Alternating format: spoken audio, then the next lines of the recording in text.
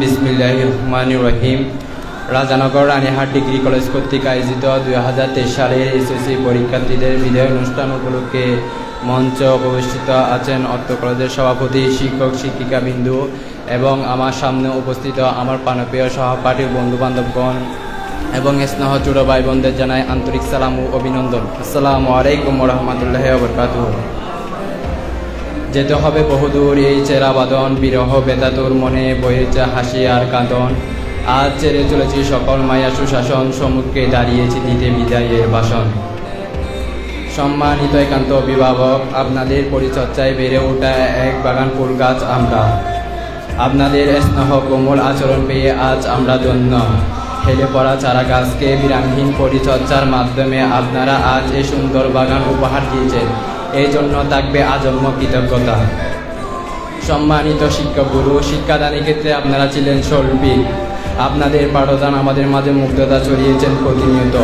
সহজ সরল সাবলীনভাবে বোঝানোর চেষ্টা করেছেন, বরং আমরা অনেক কিছু না বুঝে বিরক্তিবোধ আচরণ করেছি, কিন্তু আপনাদের কখনো দেখিনি।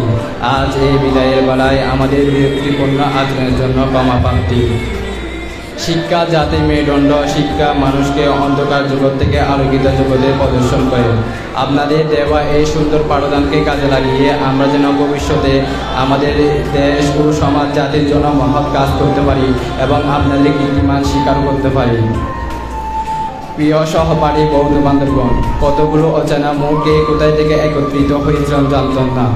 আজ মনে হচ্ছে একটা বিদায় শব্দ একটা দল বা গোষ্ঠীকে গাঁটছাড়া করছে। একটা প্রচলিত লাইনের কয়েকটা লাইন মনের ভিতরে গুনগুন করছে। কেন বাড়িল বয় ছোটবেলার বন্ধু হারিয়ে যায়, হারাচ্ছে সব, বাড়ছে বীর হারানোর তালিকায়। না, এই হারিয়ে যাওয়ার কোনো মানে হয় না। এই হারিয়ে যাওয়ার মানে হলো নতুন গন্তব্যে সামনের দিকে এগিয়ে চলা। তাই তো আমি এই বিদায় শব্দটা ব্যবহার করতে চাই না।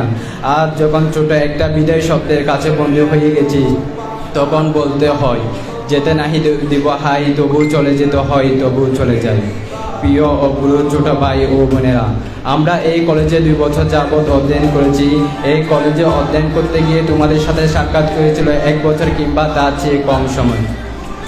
এই কলেজে অভ্যন্তরীণ পরিবেশ ও বাহ্যিক পরিবেশে তোমাদের সাথে মেলামেশা বা সাক্ষাৎ করতে গিয়ে আমাদের কোনো কথায় বা আচরণে তোমরা যদি মনে কষ্টে পেয়ে থাকো, আমাদের এই বিদায়ের বেলায় আমাদেরকে ক্ষমা দৃষ্টিতে দেখবেন। আর যদি তোমরা কোনো ভুল করে থাকো, এই বিদায়ের বেলায় আমরা তোমাদেরকে ক্ষমা করে দিলাম।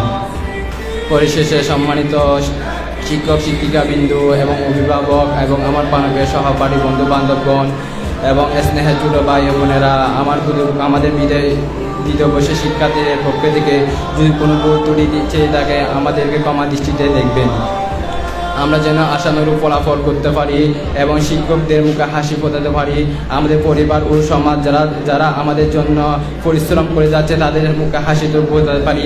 এ বলে আমার সংক্ষিপ্ত বক্তব্য এখানে শেষ করলাম। আসসালামু আলাইকুম ওয়া রাহমাতুল্লাহি ওয়া বারাকাতুহু।